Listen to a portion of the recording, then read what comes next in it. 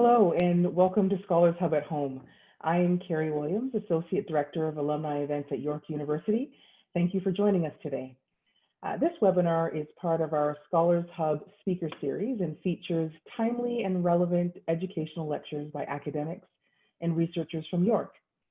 We're pleased to be able to bring this series online to allow even more alumni and friends to hear from some of the university's leading scholars. Today, September 30th, is Orange Shirt Day, a day to honor the Indigenous children and families who suffered greatly, including those who died because of the racist residential school system in Canada.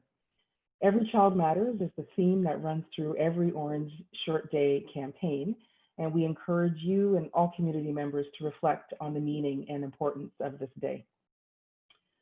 We'd like to share some exciting news from just last week. On September 22nd, a groundbreaking event marked the beginning of construction on York University's Markham Center campus. The $275.5 million 10-story state-of-the-art campus is expected to open in the fall of 2023 and welcome 4,200 students.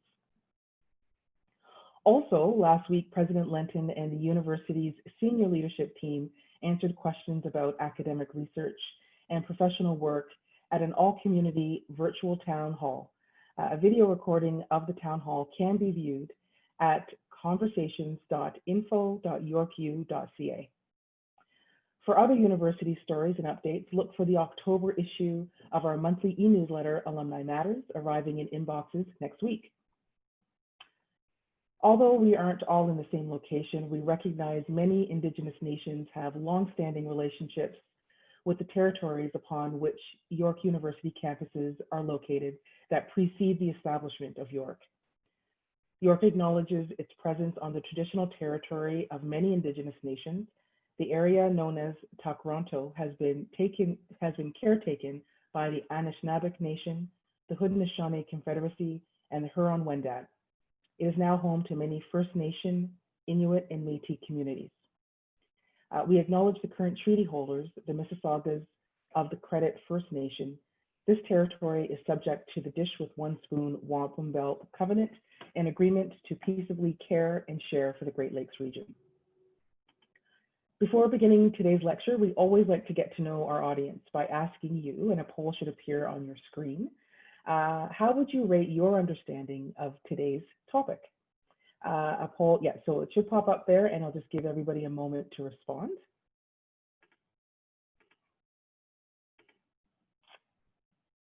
And we should see the results quickly. There we go. Okay, so almost 60% of you is somewhat informed or very high, and the balance sort of are minimal or new. So it is always really helpful for us to know, especially for our speaker to know who's in the audience. So really appreciate your time and to share that. If you need help with the Zoom webinar at any time, please feel free to click at the Q&A button at the bottom of your screen and enter your question. Our team is ready to help you. That same button can be used to submit questions for our guest speaker today, as we will have a Q&A period following her presentation. And for those of you who are watching live on Facebook, feel free to submit your questions or comments through the comment section of the video, and the team will send them my way. Now to introduce our speaker, today's talk is titled Addressing Mi'kmaq History in the novel NIn Dla Owey Innklan, Mikmaw, Sojourns in England, featuring Bonita Lawrence, Professor, Department of Humanities, Chair of the Department of Equity Studies, and Coordinator of the Indigenous Studies program. Welcome, Bonita. Bonita Lawrence teaches in the Indigenous Studies program at York. She has written both novels and academic books, including Real Indians and Others, Mixed Blood Urban Native People, and Indigenous Neighborhood, and Fractured Homeland, Federal Recognition and Algonquin Identity in Ontario. The novel she'll be discussing today was written so she could not only address Mi'kmaq history, as she learned it in Mi'kmaq language classes through elders and through writings of Mi'kmaq people, but also to address some of their histories overseas. Welcome, Bonita. It's an absolute pleasure to have you. We have a great audience here today. The floor is yours. Thank you very much. Now I'll try sharing screen. Here we go.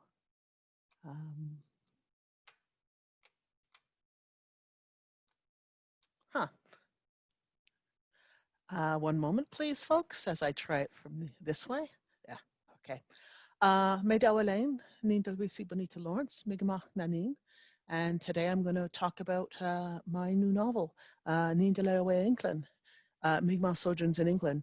And NIn Dla Owey Innklan simply means I live in England. I didn't do a literal translation of the English title. So why did I choose to write a novel about Mi'kmaq people in both Mi'kma'ki and England? Because really, I think for the most part, Indigenous peoples are too often expected to be pre-modern in outlook and to focus solely on the local rather than the international. And yet Native peoples have been adapting to modernity since first contact and have traveled the world, particularly to England or France as imperial capitals for centuries. So this novel focuses on the Mi'kmaq people of the Atlantic coast, whose leadership has been forced to deal with the imperial world for over 400 years. There are questions of power and responsibility involved. Richard Weying, in a novel, in a review of Joseph Boyden's Orenda in Studies of American Indian Literature, commented that novels grappling with heavily politicized historical themes cannot be judged solely on the basis of literature, without considering the claims it makes on the past, present, and future. So I wanted to talk about the voices I'm representing in writing the history of the Mi'kmaq nation through fiction. NIn Dla Owey Innklan, in that novel, Mi'kmaq history is represented as told by those who have been drawn irrevocably to the imperial capital of London. And yet the stories I tell are about the histories of Mi'kma'ki over 5 centuries. And as the commentator mentioned, I first learned about history in my Mi'kmaq language classes, which we were lucky enough to have in Toronto for a year or so. Since then, I've sought out books written by Mi'kmaq people, community histories, as well as a range of other books to piece together the histories that make up this book. And that's just a picture of the cover there, the proof. So there's many reasons I wanted to write about the history of Mi'kma'ki. First of all, in relation to Canada, the Atlantic provinces, which encompass, I don't know if people can see the entire picture, whether, because there's a lot of people down the screen. Anyway, I have a map of Canada there, and in the corner, which is hidden by people's names, is how small the Atlantic provinces appear in Canada. I'm not sure if that map is accurate or not, but the region is very small. And so the history of this region is always ignored. If you learn about Native people in Canada, it always begins with Jacques Cartier landing in Quebec. We never ever talk about the history of the Maritimes. And I think another reason that Mi'kma'ki is ignored is that its history is bound up with the Wabanaki Confederacy, which includes nations in the United States. And the Confederacy includes the Mi'kmaq people here, the Maliseets in New Brunswick, Passamaquoddies, whose traditional territories were also part of New Brunswick, but were driven into the States, the Penobscot, and the Abenaki Nation. So we're part of a transnational confederacy. And here we have a map of Mi'kma'ki, and it shows all of the regions except for the islands in the St. Lawrence. Newfoundland was traditionally shared between Mi'kmaq people and the Beothuk. The fact is that we also have common ancestors. So there's now Mi'kmaq people who've been, proved to have Beothuk ancestry.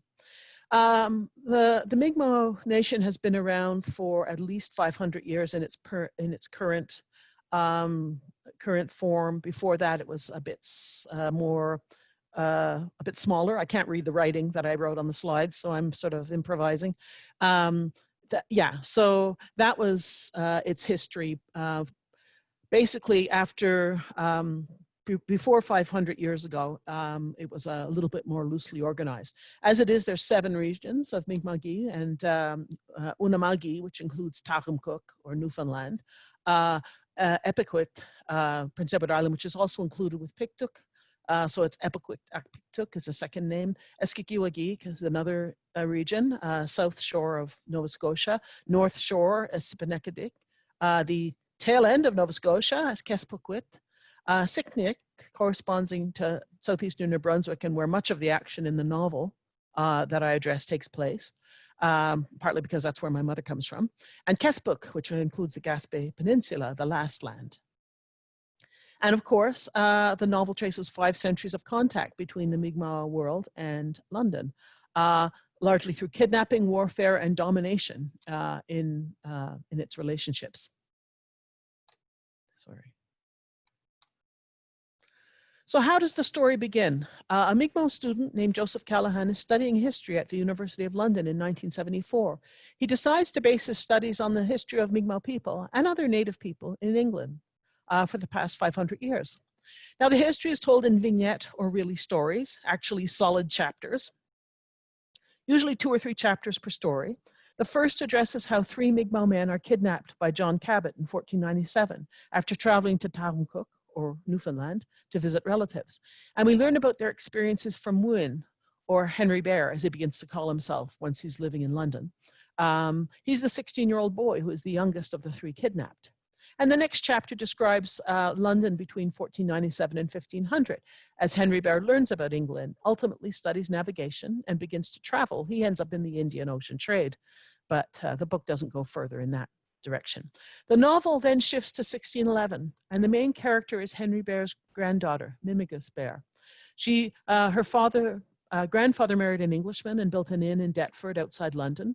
Her father returns to Mi'kmaq frequently, brings back a Mi'kmaq wife at some point, who has to live in London, because if you've grown up in England, you can't go back to Mi'kmaq and somehow try to learn, you don't know the land.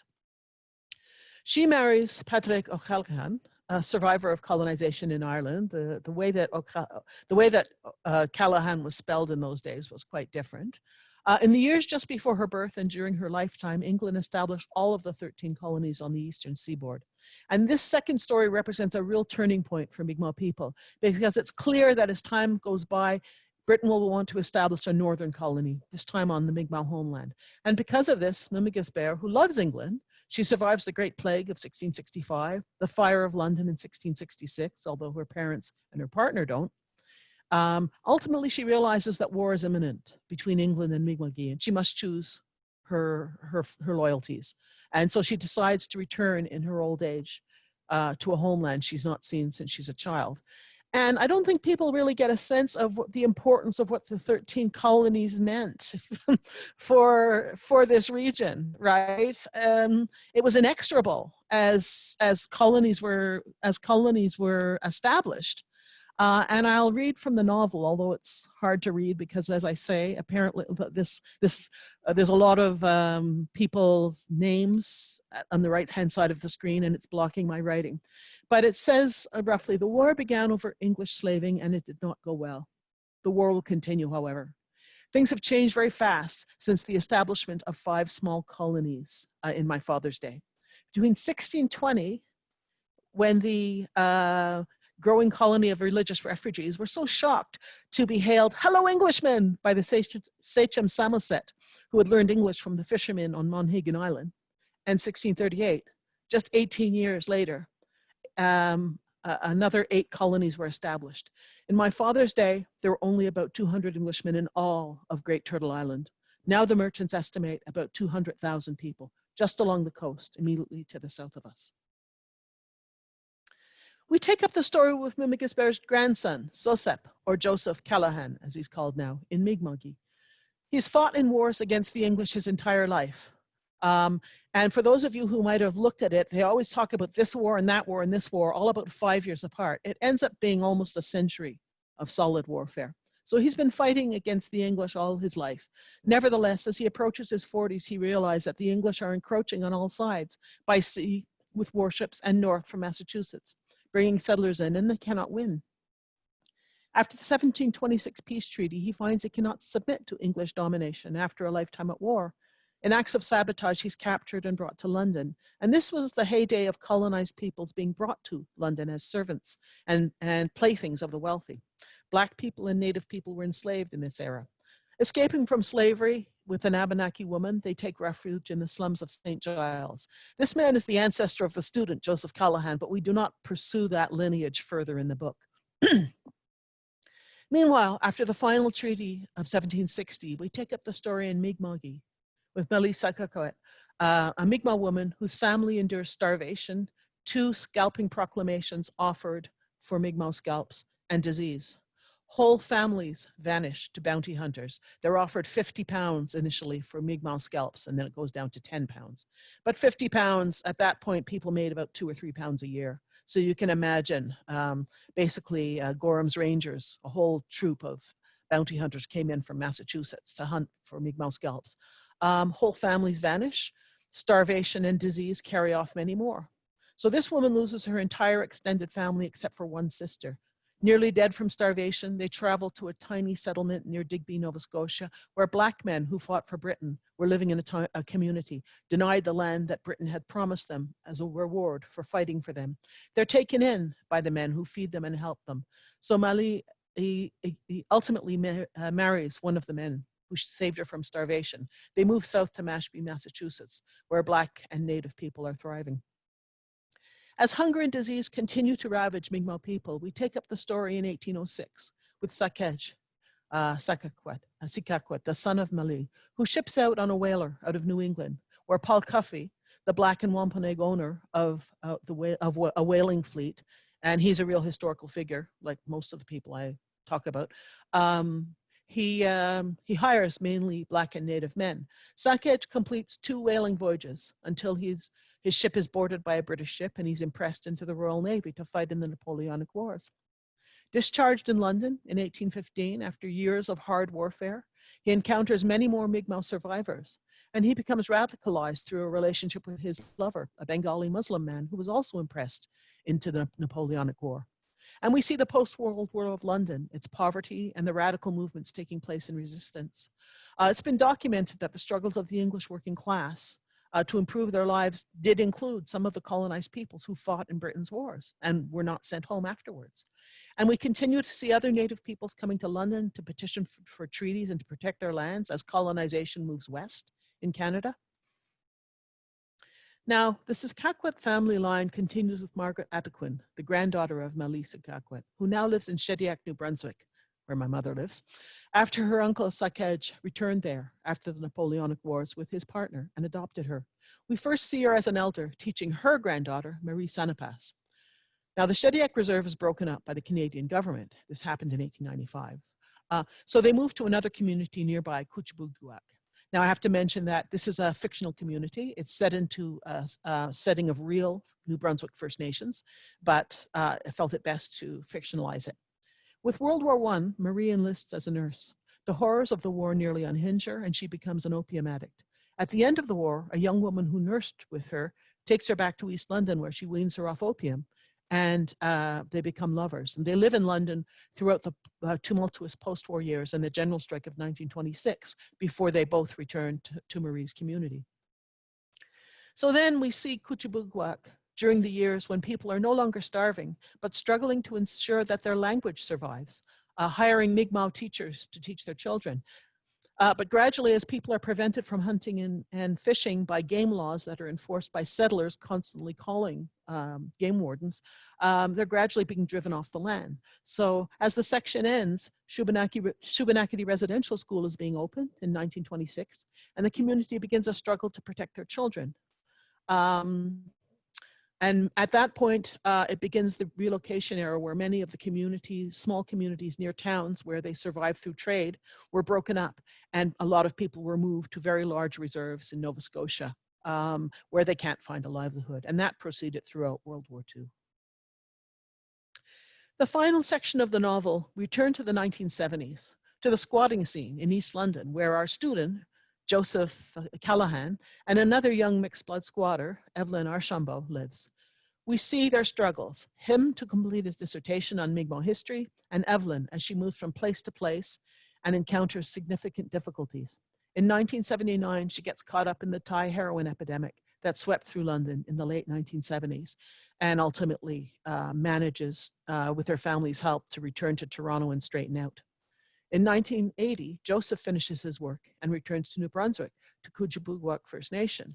Now his story continues the community struggles through fishing rights with the Simon decision, and through a youth suicide epidemic, which mirrors what happened in real life in Nelsipogtog, and ultimately to try and stop the fracking, another thing that happened in Nelsipogtog.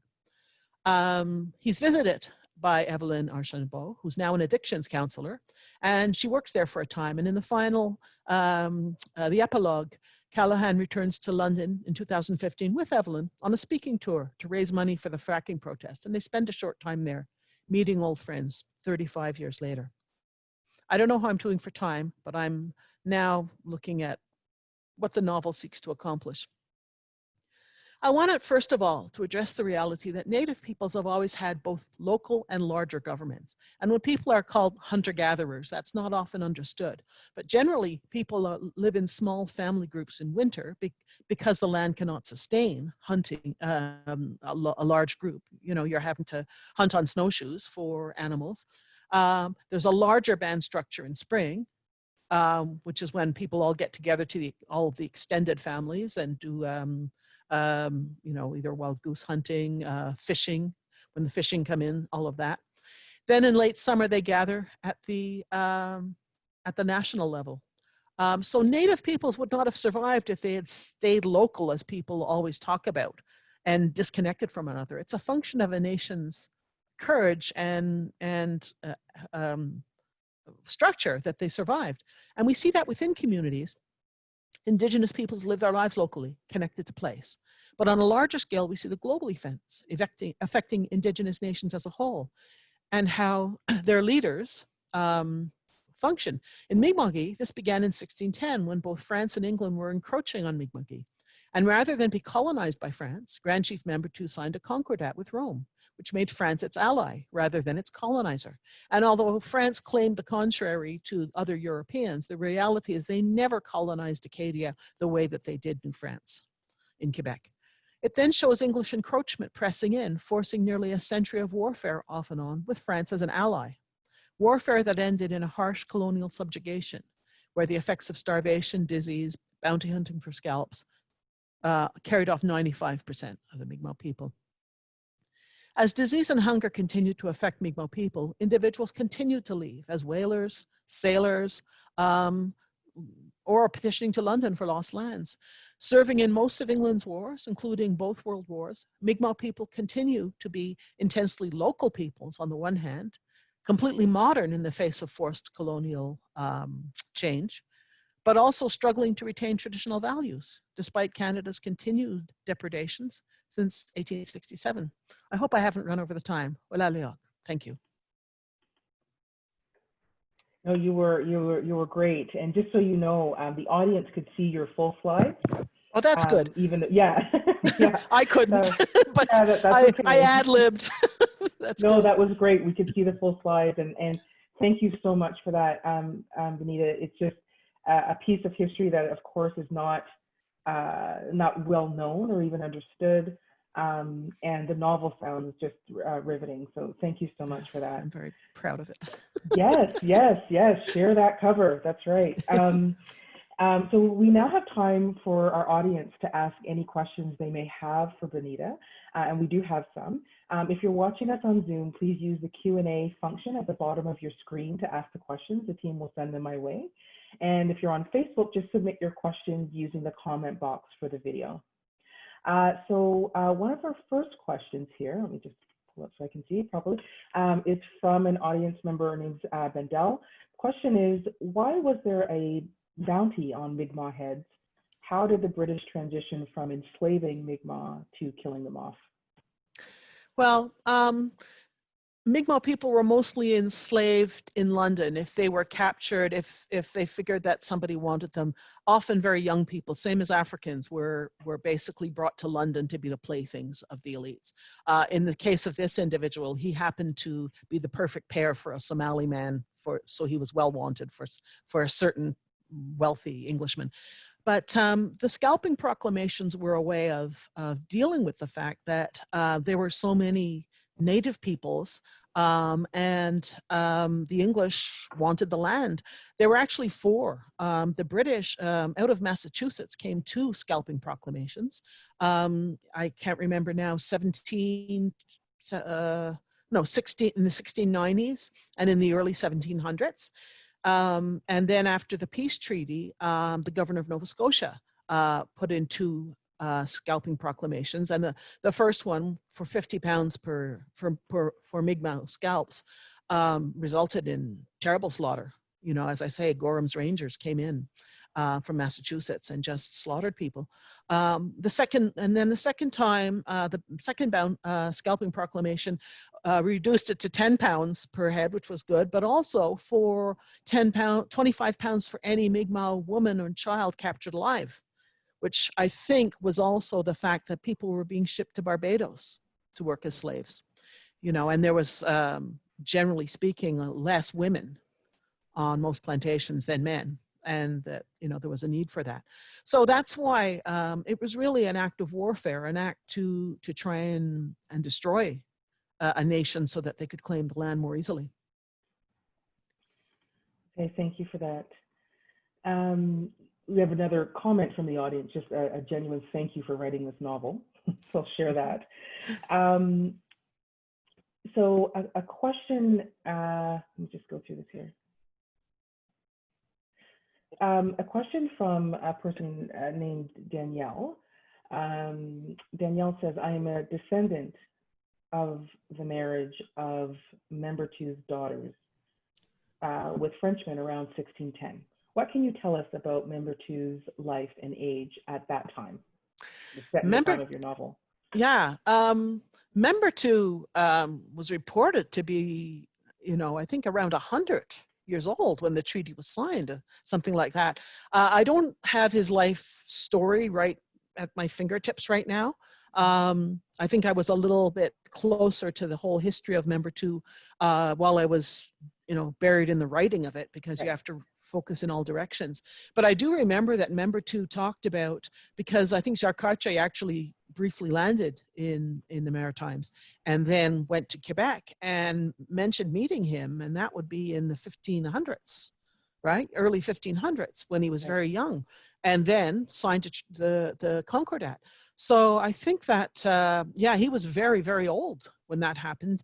And I think the struggle was to get him to convert to Christianity, which, now the Concordat has been recorded in Nova Scotia as being when everyone adopted Catholicism. But according to Sakich Henderson, who did some research for the Mi'kmaq Grand Council, it was really a political treaty.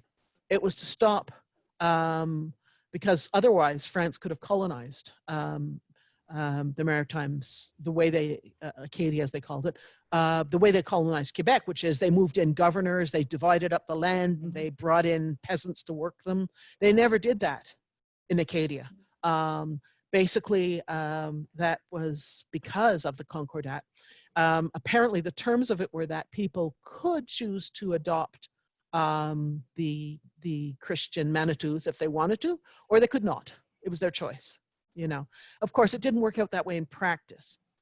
The terms of not being colonized meant you didn't have to accept priests. You didn't have to accept trade, and you didn't have to accept people sharing your lands. If you didn't get those, that's the normal situation that Native nations faced. If you didn't accept trade, proselytization by missionaries, and sharing land, then they were entitled to have a just war waged against you and to take your land and enslave you.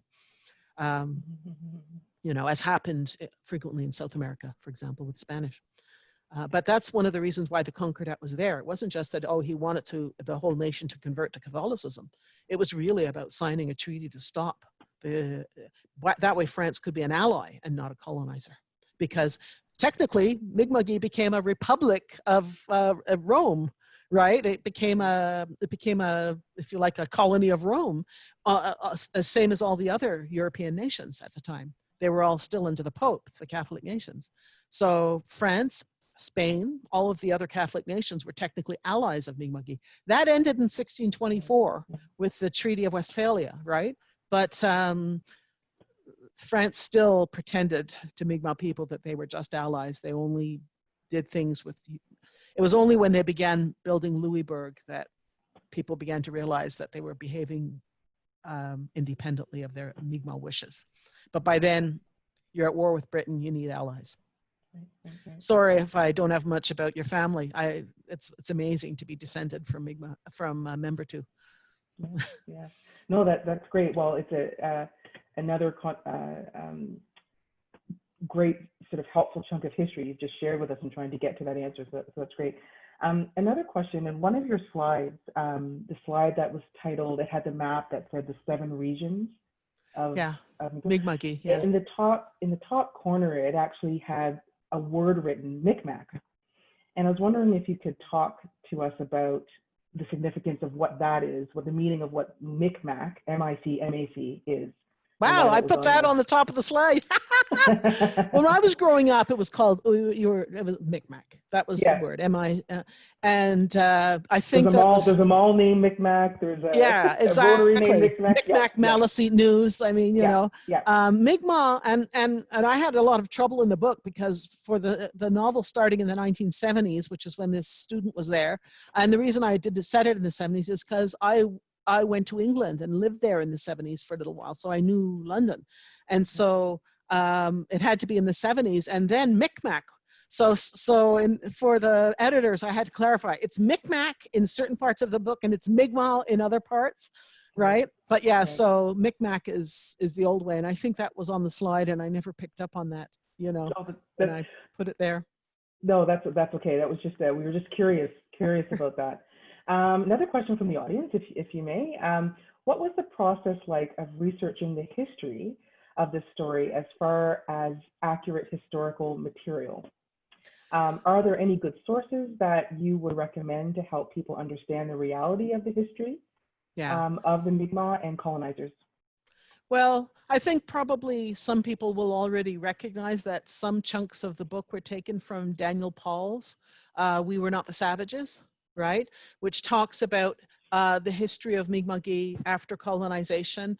It documents the scalping proclamations, for example, and the deaths, the death rate. That by my grandmother's time, less than 1,500 people left in Nova Scotia, probably only a handful in New Brunswick and elsewhere, right? That we got used to the Mi'kmaq population being really small, you know. One of the things that required a real rethinking is all of the websites on Mi'kmaq warfare. They all talk about it as a war between France and England that was being fought on Mi'kmaq territory without Mi'kmaq people being involved. But they include numbers in the battle. So they will say, for example, during one of the battles in one of the, what they call Queen Anne's War, which was a certain chunk of the war, they will have, say, I don't know, 150 French soldiers and 400 Mi'kmaq people, or they'll have 75 French soldiers and 250 Mi'kmaq warriors, right? So that's how the numbers don't tell me that the French and the English are fighting on Mi'kmaq territory. Clearly the Mi'kmaq are fighting the British and the French are in there as allies, right? And often betrayed them in the sense that when they, you know, the war in Tagumkuk, for example, twice there was a campaign there to drive out the English who were killing the Beothuk, right? Who were the allies, the Whale people were the allies of Mi'kmaq people. And so, the French, you know, didn't do what they promised. But yeah, it's presented as a French and English war fought on Mi'kmaq territory. And I think in other parts of Canada it was. When the Haudenosaunee the French and English were fighting over Haudenosaunee territory. But in Mi'kmaq, because the English encroaching, right? If you look at the figures, you know, on all the websites that talk about the various wars, it's all Mi'kmaq people fighting with a few French. So that was one source for all the warfare. And I looked at local histories, Alsitkuk, Bear Island, right? I set the character Marie Sakakwe in Alsitkuk originally. So I looked at all of those. Those were how I got those sources. And I guess the big framework came from when I was taking the Mi'kmaq language, and we would constantly be told about this happening and that happening. So that caused me to look for those things. So. Okay, great. Thank you. Thank you for that. We have time for a few more questions. Could you share with us what are some of the unique aspects of Mi'kmaq history that are unique to Mi'kmaq Nation? Well, I think the Scalping Proclamations, for one, this didn't happen anywhere else in Canada. And it does reflect the determination of the British to fight. It reflects the early history of the British moving north in the 13 colonies. As you know, then, you know, after the Royal Proclamation of 1763, you start to get the nations further west being involved. And of course, the Haudenosaunee were involved in 1600s. I think the two-row wampum was around 16 something. I can't remember now. But yeah, so, you know, basically very early experiences of fighting the British and warfare that went on for years. I mean, I don't count, there was probably about 150 years when at different times the Mi'kmaq people were at war with Britain, or as they put it in the books, at France, right? Fighting over little parts of the territory. But by about 1690, the warfare, I think, was almost, you know, they call it, you know, a 10-year war, and then a 5-year war, and then a 3-year war, and then a 4-year war, and it goes on, basically for almost a century. And that's, I think, fairly unique. In fact, in some ways, it's almost the longest war for survival and the longest anti-colonial war that's been fought anywhere, really, you know. So I think that's very, very unique for Mi'kmaq people. The fact that after the treaty in 1725, when such harsh terms were imposed on Mi'kmaq people, and then when settlers started to come in, especially when the Acadians were expelled,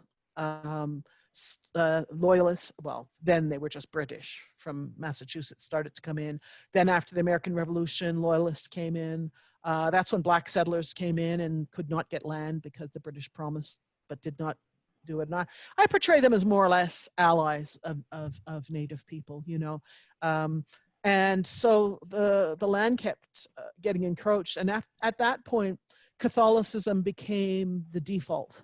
And the priests, I think, exerted a very, very harsh presence on Mi'kmaq people, you know. So yeah, those things, I think, sort of were a little different from the experiences of Mi'kmaq, of Native people elsewhere in Canada. Great, thank you. I think a very important question, an audience member would like to know, do you have a preference of where we buy your book? Okay. Okay. Well, I guess it's very important question. Yeah, I mean, it's on Amazon, but if you know, some people are like trying to avoid Amazon, but I'm trying to think of some of the booksellers. Indigo, I think it's at Indigo, and you can of course get the ebook or the soft covered book, but it's a long book, but I think it's an engrossing book. I mean, it's 400 pages. It would have been longer. I had 2 other chapters that addressed how he, the first character who learned navigation in London, the first person kidnapped, how he ended up in the Indian Ocean trade and everything, all that happened to him. But those 2 extra chapters made it so much longer. And to do those chapters, I had to find out, like, how fast did sailing ships sail? Right. You know, right, if they were going from Aden to Calicut, which was the name in India of the port, how long would that take? You know, how long does it take to get down the east coast of Africa? You know, right. all of those in things. Those old vessels, yeah. That's right. Yeah. I had to find out, and of course the ships that the Arabs used in East Africa. I can't even remember the name anymore, but how fast did they go? How big were they? What were they made of? I learned all those things and then never used them. So, maybe that's a novel just onto itself. So just a story around that. Who knows? Who knows? Yeah. All of that. Yeah, that's right. we have time for just one more question, and then we'll wrap up. The Mi'kmaq Nation fought a war with the English for over 100 years in all. Like you said, it was almost a century in the end. How did things change after the peace and friendship treaties were signed? Well, from all the sources, I mean, Daniel Paul, the book on Alsitcook, etc., they talk about tremendous starvation. Because when settlers came in, of course, they take the land. You can't use the land for various things. And with starvation and with the animals being killed off, you also are cold. You know, people are now begging for blankets, right? Because they can't get skins anymore. And diseases, epidemics swept through communities. And there's a lot of, I think, oral tradition about, God, is it the smallpox epidemic in Nova Scotia, or was it? Yeah, so, you know, like there's a lot of basically that's when the population spiraled downwards. You know, so that, as I say, in my grandmother's time in the 1870s, less than 1,500 people left in Nova Scotia. I think that because a lot of people in Nova Scotia and Cape Breton went to Newfoundland, where the interior was still largely, you know, accessible. Whites hadn't really reached the interior then. I think that if a lot of Mi'kmaq people hadn't gone to Newfoundland to survive, that possibly Mi'kmaq people would have died out, because if you're down to less than 1,500, another epidemic can just carry you right off, right? So it really was a miracle, I think, that people did survive. Yeah, you know, so that was a indeed. very, very hard time, I think. Yeah. Okay. Thank you so much for this. I think the novel just sounds so riveting, but the fact that it's in a piece that has a piece of history that is so critical and we don't know a lot about. So what I didn't mention, as it says, from the eroticism of lovers to the wide-ranging lives of whalers and sailors, the horrors of nursing in World War I. In other words, there's a lot of human stuff in it too. You know? Right. It's not just dry history. I spoke about the historical framework, but it's very personable as well. So wonderful, yeah. wonderful. Okay. Professor Lawrence, thank you so much for this, and thank you so much for your time today. We are going to wrap up, and we will again remind the audience, as you said, novels available on Amazon and through Indigo as well. So we'll be sure to add that to our notes from today's meeting. Okay. So thank you very much. Okay. Before we say goodbye to you and our audience, we'd like to thank you all again for taking the time to be with us today. We have one last poll question for you. And the question is, how would you rate your understanding of today's topic following Bonita's insightful presentation and discussion? If you wouldn't mind answering that question, a poll should pop up on your screen right now. I'll give everybody a moment to respond. It's helpful for us to know that also, because again, what we're trying to do is just increase and share knowledge. So we want to know how it's landing with people. Feel free to share today's talk with your friends. It will be posted on our alumni YouTube channel. You may also join our LinkedIn group or follow us on Facebook by searching York University Alumni. And follow us on Instagram and Twitter using the handle @YorkUAlumni. Feedback about today's talk or any of our programming is welcome and can be sent to us through those social channels or directly to us by email at alumni@yorku.ca. Scholars Hub at Home is back next week for our talk is titled Indigenous Nationhood in the Age of COVID-19, Reflection on the Evolution of Sovereignty in Settler Colonial States. That's happening on Wednesday, October 7th at noon Eastern Time with Sean Hillier, Assistant Professor, School of Health and Policy Management. To learn more about this and to see the rest of our fall lineup, please visit our website at yorku.ca/alumni friends and click on events. Thank you so much and be well.